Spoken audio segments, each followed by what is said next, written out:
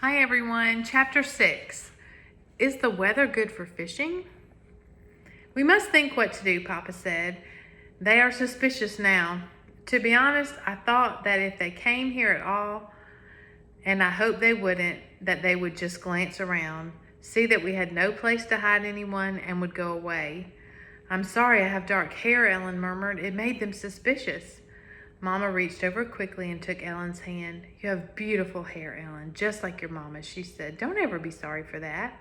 Weren't we lucky that Papa thought so quickly and found the pictures? And weren't we lucky that Lise had dark hair when she was a baby?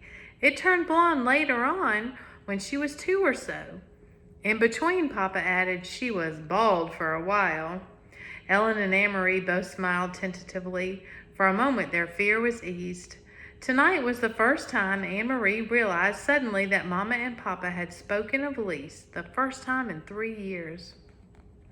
Outside, the sky was beginning to lighten. Mrs. Johansson went to the kitchen and began to make tea. I've never been up so early before, Anne-Marie said. Ellen and I will probably fall asleep in school today. Papa rubbed his chin for a moment, thinking, I think we must not take the risk of sending you to school today, he said. It is possible that they will look for Jewish children in the schools. Not go to school? Ellen asked in amazement. My parents have always told me that education is the most important thing. Whatever happens, I must get an education. This will only be a vacation, Ellen. For now, your safety is the most important thing. I'm sure your parents would agree. Ing?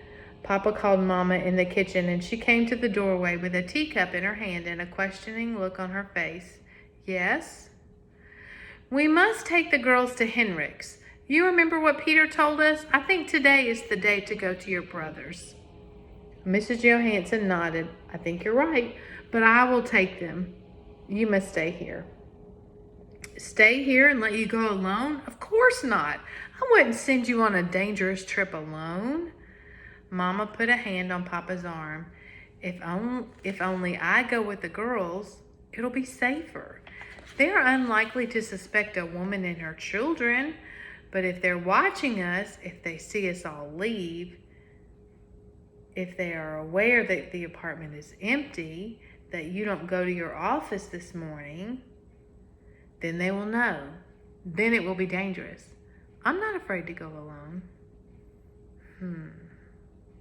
Wonder why they're going to her brother's house. It was very seldom that Mama disagreed with Papa. Anne-Marie watched his face and knew that he was struggling with the decision. Finally, he nodded reluctantly. You know, Dads, it's their job to protect, right? So he's really worried about letting them go on this trip by themselves. I'll pack some things, Mama said. What time is it? Papa looked at his watch. Almost 5, he said. Henrik will still be there. He leaves around 5. Why don't you call him? Papa went to the telephone. Ellen looked puzzled. Who is Henrik? Where does he go at 5 in the morning, she asked. Anne-Marie laughed. He's my uncle, my mother's brother, and he's a fisherman. They leave very early, all fishermen. Each morning their boats go out at sunrise. Oh, Ellen, she went on, you'll love it there. It is where my grandparents lived, where my mama and Uncle Henrik grew up. So beautiful, right on the water. You can stand at the edge of the meadow and look across to Sweden. She listened while Papa spoke on the telephone to Uncle Henrik, telling him that Mama and the children were coming for a visit. Ellen had gone into the bathroom and closed the door. Mama was still in the kitchen, so only Anne-Marie was listening. It was a very puzzling conversation. So, Henrik, is the water good for fishing? Papa asked cheerfully and listened briefly. Then he continued, I'm sending Ing to you today with the children, and she will be bringing you a carton of cigarettes. Yes, just one, he said after a moment. Anne-Marie couldn't hear Uncle Henrik's words, but there are a lot of cigarettes available in Copenhagen now, if you know where to look, he went on. And so there will be others coming to you as well, I'm sure. But it wasn't true. Anne-Marie was quite certain it wasn't true. Cigarettes were the thing that Papa missed, the way Mama missed coffee. He complained often. He had complained only yesterday that there were no cigarettes in the stores. The men in his office, he said, making a face. Smoked almost anything, sometimes dried weeds rolled in paper, and the smell was terrible. Why was Papa speaking that way, almost as if he were speaking in code? What was Mama really taking to Uncle Henrik? Then she knew. It was Ellen. So Papa was talking to Uncle Henrik and letting him know that Mama, Ing, was coming and bringing the girls. And then he said, "Is the weather good for fishing? Oh, and I'm sending you a carton of cigarettes." Well, there are no cigarettes to be found, just like there's no sugar and there's no shoes and you can't use electricity. It's one of the hardships that they have during the war. So Anne-Marie's running this through her head. I know there's no cigarettes. What's he talking about? I'm bringing one carton of cigarettes, but there's plenty more to be found in Copenhagen. I know more will be coming to you. And she figures it out. It's not a carton of cigarettes. It's Ellen.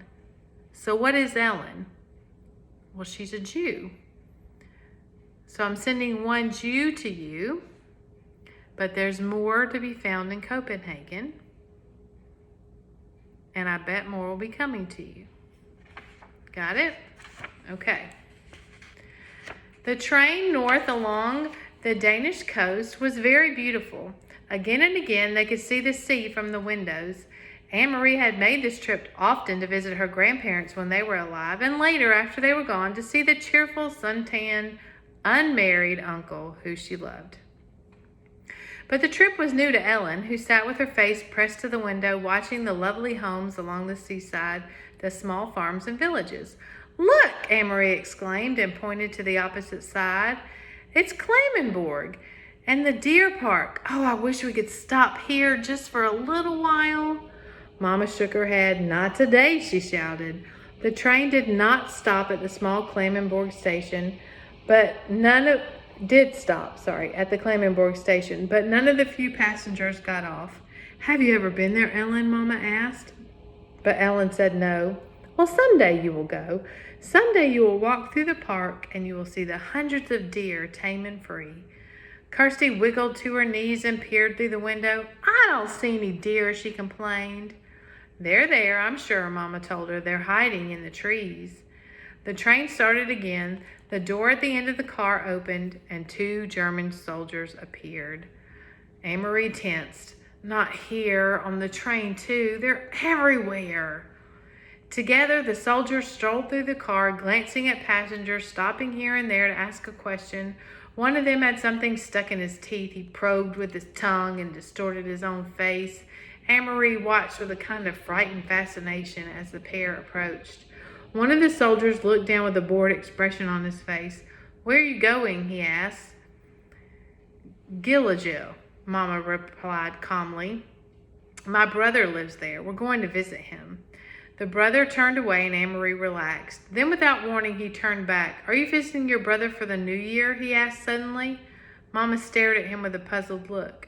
"New Year?" he asked. "It's only October." "And guess what?" Kirsty exclaimed suddenly in a loud voice, looking at the soldier. Anne-Marie's heart sank and she looked at her mother. Mama's eyes were frightened too. "Shh, Kirsty," Mama said. "Don't chatter so." But Kirsty paid no attention to Mama as usual. She looked cheerful at the soldier, and Anne-Marie knew what she was about to say.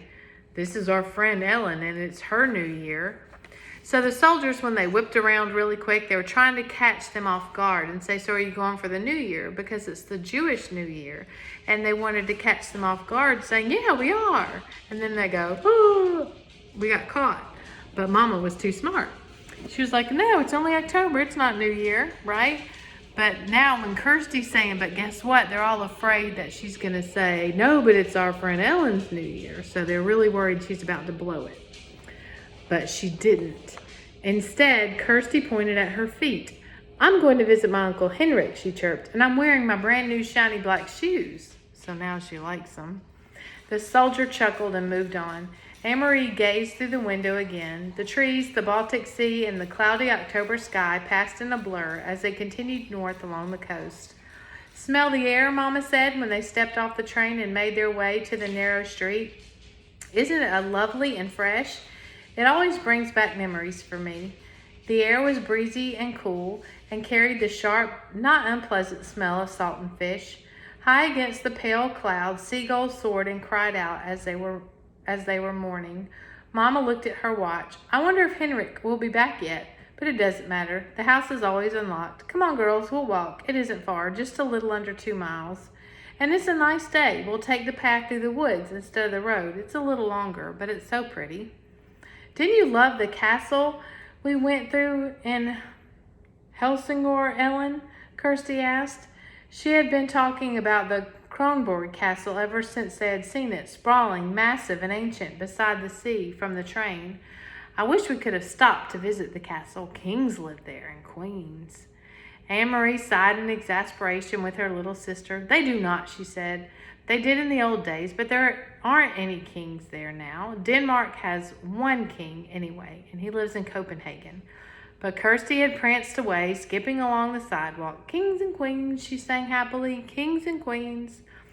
Mama shrugged and smiled. Let her dream, Anne-Marie. I did the same when I was her age. She turned, leading the way along the tiny twisting street, heading toward the outskirts of the village. Things have hardly changed here since I was a girl, she said. My Aunt Git lived here, in that house, she pointed, and she's been dead for years. But the house is the same. She always had wonderful flowers in the garden. She peered over the low stone wall and looked at a few flowering bushes as they passed the house. Maybe they still do, but it's the wrong time of year. There are just those few chrysanthemums left. And see over there, she pointed again, my best friend.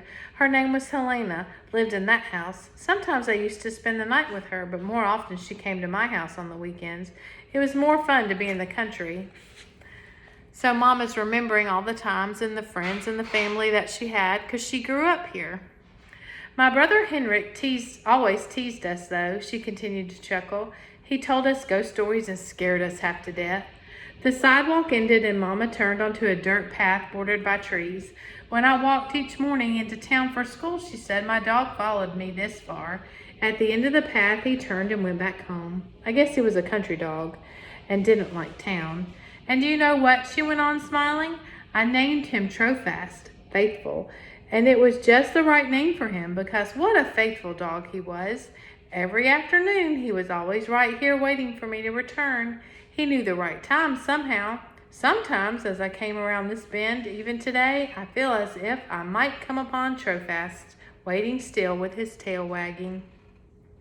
But the path was empty today. No people, no faithful dogs. Mama shifted the bag that she was carrying from one hand to the other, and they walked on through the woods until the path opened to a meadow dotted with cows. Here, the path skirted the edge of the field, along the fence, and beyond, if they could see the gray sea, ruffled by the wind. The breeze moved the high grass. At the end of the pasture, they entered the woods again, and Anne-Marie knew they would soon be there. Uncle Henrik's house was in a clearing beyond these woods. Do you mind if I run ahead? She asked suddenly. I want to be the first one to see the house.